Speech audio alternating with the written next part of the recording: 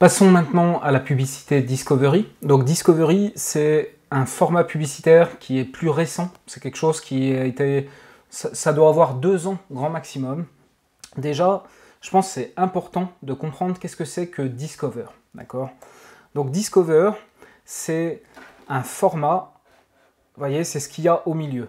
En fait, quand vous avez un smartphone Android et que vous utilisez Google Chrome sur ce smartphone Android, au moment où vous ouvrez Google Chrome et que vous faites un nouvel onglet, vous vous retrouvez avec un fil d'actualité qui est personnalisé en fonction de vos centres d'intérêt. Alors, comment Google déduit vos centres d'intérêt? Il va regarder les sites sur lesquels vous naviguez, et puis il connaît votre historique par rapport à Google Chrome, si vous utilisez Google Chrome. Il va regarder dans vos mails aussi. Donc si vous utilisez Gmail notamment, il sait le contenu global de vos mails. Il n'y a personne qui va regarder spécifiquement vos emails, mais par contre, par machine learning, intelligence artificielle, ils savent à peu près de quoi vous parlez dans vos mails. Ils savent les vidéos que vous allez regarder sur YouTube quand vous êtes connecté à votre compte Google. Donc en fait, grâce à tous ces renseignements, vos emails, les vidéos que vous regardez et les sites sur lesquels vous allez, les recherches que vous tapez aussi sur Google, eh bien, Google apprend vos centres d'intérêt et il essaye de deviner les informations qu'il vous plairait de lire et il vous les met dans un fil d'actualité qu'on appelle Discover. Et donc ça, c'est uniquement sur mobile et uniquement pour les utilisateurs qui sont sur un smartphone Android. Donc ça ressemble à ça. Et puis, on va avoir la possibilité, hop, comme vous voyez ici, de pouvoir mettre une publicité. Maintenant, les campagnes Discovery Ads, c'est quelque chose d'un peu plus gros que simplement aller se mettre sur Discovery. On va diffuser en même temps sur YouTube et on va diffuser en même temps sur Gmail. D'accord ? Donc c'est un format qui va diffuser sur plusieurs emplacements. Discovery, YouTube, Gmail. Donc c'est ce qu'on voit ici à l'écran. Alors, avantage, c'est qu'on a plus d'1 milliard d'utilisateurs. Il faut savoir que ça s'est démocratisé extrêmement fort, Discover. Ça s'est démocratisé à tel point que les éditeurs de contenu, aujourd'hui, prennent plus de monde grâce à Discover que ce qu'ils prenaient par Facebook auparavant. Ça a fait l'actualité pendant quelques mois, où tous les éditeurs se disaient « c'est bizarre, Facebook est en train de se casser la gueule en termes de sources de trafic, et j'ai ce nouveau truc, Discover, qui prend le relais et qui m'amène un maximum d'utilisateurs. » Eh bien, voilà, c'est ça. Donc, plus d'1 milliard d'utilisateurs, mais attention, uniquement sur des utilisateurs Android, en tout cas pour Discover uniquement. Comme vous l'avez vu, comme je vous l'ai expliqué, le format, les campagnes Discovery vont diffuser aussi sur YouTube et aussi sur Gmail, donc ça veut dire qu'on pourra aussi toucher des utilisateurs qui ne sont pas Android, qui ont un smartphone Apple par exemple, mais en tout cas, pour ce qui est de Discover, c'est une fonctionnalité qui est disponible uniquement pour les utilisateurs Android, et pour la publicité qu'on pourra diffuser à l'intérieur du flux d'informations Discover, ça c'est uniquement sur les smartphones Android aussi. Pertinence, donc là on est sur une publicité native. Ce que j'appelle publicité native, c'est un petit peu comme Taboola ou Outbrain, on est dans un fil de contenu, puis on a une publicité, on ne se rend pas vraiment compte que c'est une publicité, elle est tellement bien déguisée, c'est un format qu'on appelle natif, le fait que justement la publicité ressemble vraiment à tout le reste qui n'est pas de la publicité.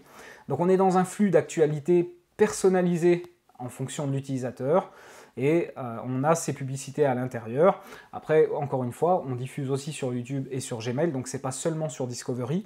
C'est un format qui est relativement pertinent de par les options de ciblage, un petit peu comme en vidéo ou comme en display, mais c'est un format qui est aussi moins pertinent que le search. Pourquoi ? Parce que la personne était en train de faire autre chose et elle n'a pas demandé à voir notre pub. Contrairement au search où elle pose une question à Google, elle veut une réponse et c'est nous la réponse. Ça, c'est vraiment des concepts qui sont importants, c'est pour ça que je me permets de les rabâcher encore un peu. Alors, sécurité. Sécurité, c'est important. Si vous vous rappelez bien, quand je vous ai parlé du display, je vous disais le problème du réseau display, c'est qu'il n'appartient pas à Google et que donc il y a beaucoup de fraude.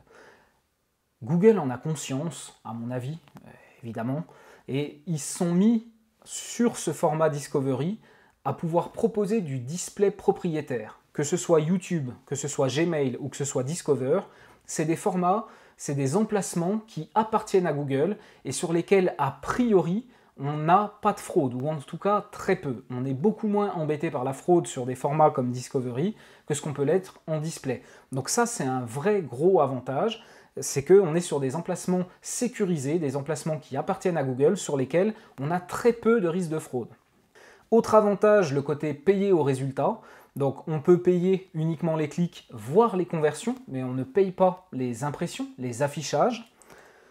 Le côté analyse, qui commence à être traditionnel, on est dans du marketing numérique, donc on a de la mesure, donc on est capable de connaître les résultats précisément et de pouvoir adapter la stratégie de nos campagnes en fonction des résultats. Les tarifs, donc comme je vous l'expliquais tout à l'heure, le display Google, c'est vraiment quelque chose qui est nettement moins cher que le search. On est aux alentours peut-être de 20 centimes en moyenne, c'est des moyennes, ça dépend de ce que vous ciblez. Eh bien, en quelque sorte, Discovery, c'est la même chose. C'est nettement moins cher que le search, et on peut dire que le coût par clic est sensiblement le même que ce qu'on a en display classique. Ensuite, au niveau des inconvénients, alors, quand on cible, quand on veut faire du Discovery, puisqu'on est dans un fil d'actualité, généralement, c'est mieux d'avoir une approche orientée contenu. D'accord, quelque chose d'un petit peu éditorial. On va essayer de susciter la curiosité avec un titre pour que les personnes cliquent. Donc pour vraiment performer, en tout cas sur la partie Discover, c'est mieux d'avoir cette approche contenu. Après, c'est difficile parce que justement c'est une campagne multi-emplacement. Donc l'approche contenu, elle se justifie vraiment pour l'emplacement Discovery, mais par contre pour l'emplacement YouTube et Gmail, un peu moins. Donc il faut faire du mieux qu'on peut.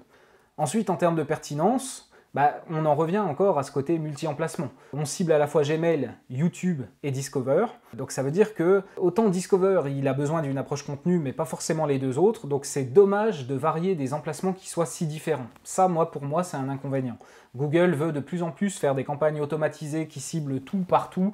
Bientôt, leur objectif, c'est que vous leur dites « Moi, je veux une conversion pour 50 balles. Tu utilises tout ton inventaire à ta disposition, qu'il soit search, display, vidéo, tu fais ce que tu veux, tu te démerdes, mais pour 50 balles, tu me trouves des clients. » Ça, c'est l'objectif de Google, parce que là-dessus, ils pourront marger nettement plus.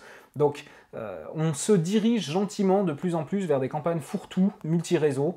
Donc ça, pour moi, c'est quelque chose qui vient gâcher, en quelque sorte, la pertinence. Si on avait la possibilité de cibler Discover uniquement, on pourrait avoir vraiment une approche contenu, éditorialiste, et là, ce serait encore plus pertinent, encore plus performant. Mais voilà, après, je comprends aussi Google, sans dire de les défendre. Ils veulent simplifier le plus possible leurs produits pour le rendre accessible au plus grand nombre, parce qu'aujourd'hui, leur défi, c'est qu'il y a finalement une proportion d'entreprises qui fait de la publicité Google qui est relativement faible par rapport à l'ensemble de toutes les entreprises. Ils ont encore une part de marché gigantesque à gagner, et notamment, je pense que quand ils voient Facebook qui arrive très très bien à s'implanter auprès des petites entreprises qui font des campagnes Facebook par elles-mêmes, sans forcément avoir besoin d'une agence ou d'un freelance parce qu'elles n'ont pas les moyens, je pense que Google est très envieux de ça, de cette réussite de Facebook, et ils cherchent par tous les moyens, et notamment des campagnes comme celle-là, à pouvoir essayer de draguer, entre guillemets, les annonceurs qui n'ont pas encore commencé à faire de la publicité sur Google. Ensuite, au niveau de l'attribution, on a les mêmes problèmes que le display ou que la vidéo. Donc on est sur des formats qui vont plutôt amener des gens qui ne sont pas encore prêts pour acheter maintenant ou pour vous contacter maintenant. Et donc forcément, les conversions ne se font pas vraiment sur la première visite, mais sur d'autres. Et donc on a du mal à réattribuer le fait qu'un clic a donné une vente 3 visites plus loin. Ça, c'est encore quelque chose qui est difficile. Donc généralement, les résultats seront sous-évalués. Optimisation, donc là pour moi je le mets dans les inconvénients parce que on a finalement très peu de possibilités, on n'a pas la possibilité de cibler, on n'a pas la possibilité de quoi que ce soit. La seule chose qu'on a, ça va être les annonces et le fait de pouvoir modifier les images et les messages, c'est à peu près tout ce qu'on a, donc pour moi c'est un inconvénient.